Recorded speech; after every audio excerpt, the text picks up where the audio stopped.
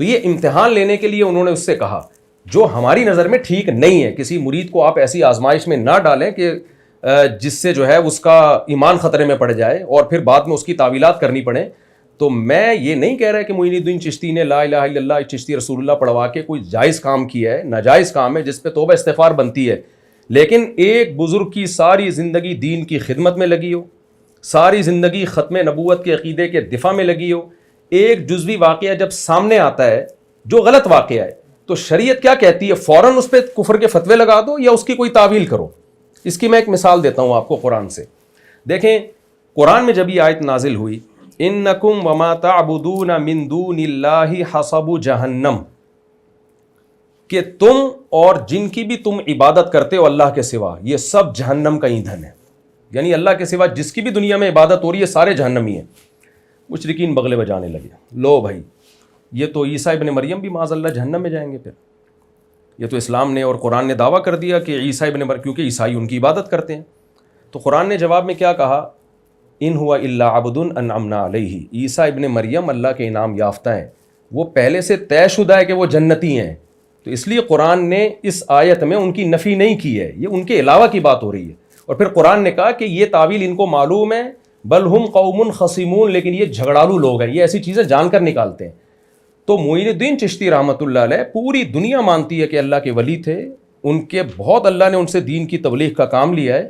ایک جملہ انہوں نے زبان سے نکالا مرید کی آزمائش کے لیے جو غلط ہے, ہم اس کو کبھی بھی صحیح نہیں کہہ رہے. یہ جو آپ کہہ رہے ہیں نا ہم اس کو ڈیفینڈ کرتے ہیں, اس حد تک کرتے ہیں کہ بھائی ان کی مراد کیا تھی رسول سے. اصطلاحی معنی میں رسول مراد نہیں تھا, لغوی معنی میں رسول مراد تھا. تو اتنی حد تک تعویل مولانا تھانوی نے کی ہے. یہ موقع چونکہ نہیں تھا, انہوں نے تو صرف مولانا تھانوی نے اتنا بتایا کہ بھائی یہ رسول لغوی معنی میں ہے, اور سامنے والے لوگ جانتے تھے کہ چشتی کبھی بھی دعویٰ نہیں کر سکتے کہ میں اللہ کا پیغمبر ہوں. سامنے والے کو معلوم ہوتا ہے کہ بھئی یہ کیوں نبوت کا دعویٰ کریں گے, ان کی زندگی نبی صلی اللہ علیہ وسلم کی محبت میں گزری. اور اسی واقعے کے بعد معین الدین چشتی نے کہا کہ میں ادنا سا غلام ہوں, میں کبھی بھی نہیں یہ دعویٰ کر سکتا کہ میں اللہ کا پیغمبر ہوں. اسی مجلس میں وہ اس کا مطلب بھی بتا رہے ہیں.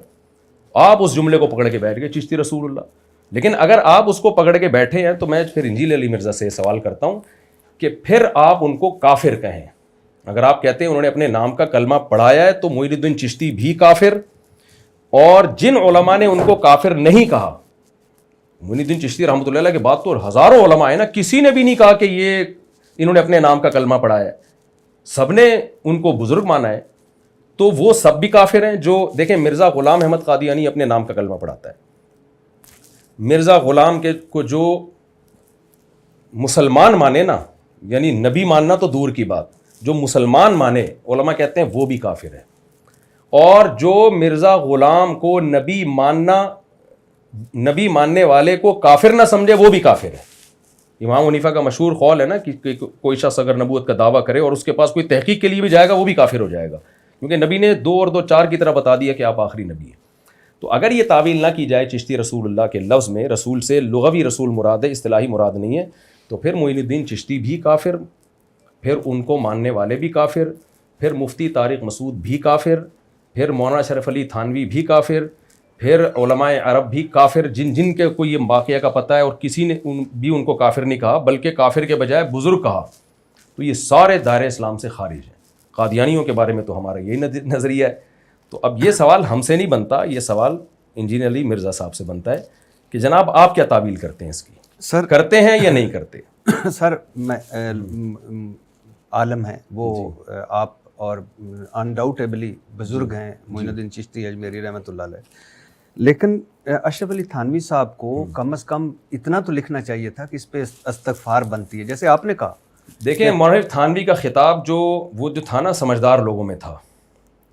بہت سی چیزیں ایک یعنی ہم کسی پہ کفر کا فتویٰ لگاتے ہیں نا تو صرف اتنا ڈیفینڈ کیا جاتا ہے کہ بھئی یہ کافر نہیں ہے, ان کی مراد یہ تھی. تو مولانا تھانوی نے بھی اس حصے کو ہائی لائٹ کیا ہے. اور اگر میں یہ سمجھتا ہوں یا آپ یہ سمجھتے ہیں کہ مولانا تھانوی کو یہ کرنا چاہیے تھا, اس وضاحت کے بعد یہ بھی کہنا چاہیے تھا کہ یہ جملہ غلط ہے, تو کہنا چاہیے تھا. یہ ان سے غلطی ہوئی ہے مولانا تھانوی سے, اس میں کون سی ایک سی بڑی بات ہوگی؟ کچھ باتیں انسان کو کہنی چاہیے وہ نہیں کہی ہوتی اس نے.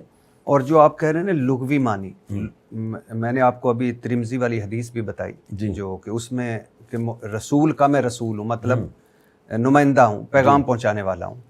لیکن لا الہ الا اللہ چشتی رسول اللہ، لا الہ الا اللہ صرف محمد رسول اللہ. جی